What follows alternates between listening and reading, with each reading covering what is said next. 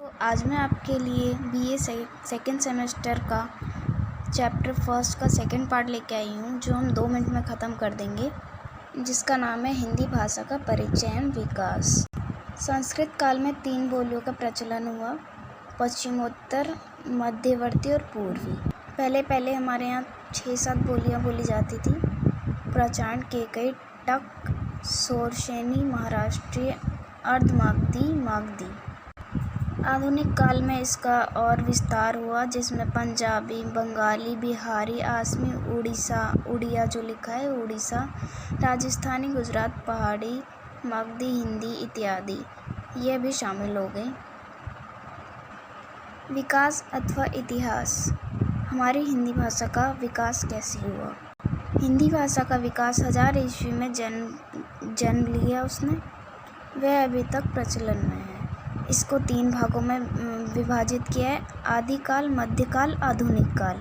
आदिकाल हमारा 1000 ईस्वी से 1500 ईस्वी तक था। मध्यकाल हमारा 1500 ईस्वी से 1800 ईस्वी था।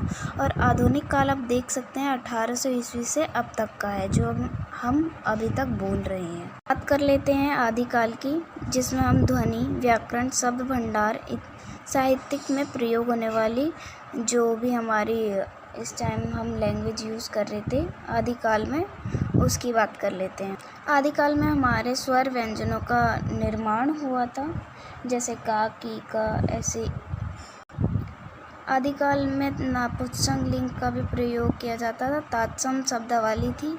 इसमें मैथिली, दक्कनीय, अवधी, ब्रिज भाषाएं बोली जाती थी। मध्यकाल में आते आते हमारे क्या में ग ज कुछ इस्लामी वो आ गए थे। इसमें वाक्य रचना का निर्माण हुआ था। फारसी भाषा और अरबी में से कुछ हमारे हिंदी भाषा में भी शब्द लिए गए थे।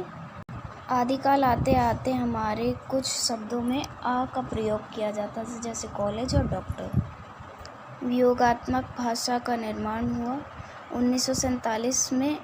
आधुनिक काल आते आते हमारे नाटक, उपन्यास, कविताएं इत्यादि का निर्माण हुआ। हमारे यहाँ पे साहित्यिक में प्रयोग होने वाली खड़ी बोली बोली जाती थी, जिसे हम राजभाषा के रूप में देखते हैं। तो ये हमारा चैप्टर ख़त्म हो गया है। नेक्स्ट चैप्टर मैं आपके लिए बहुत जल्दी लेके आऊँगी। Thank you.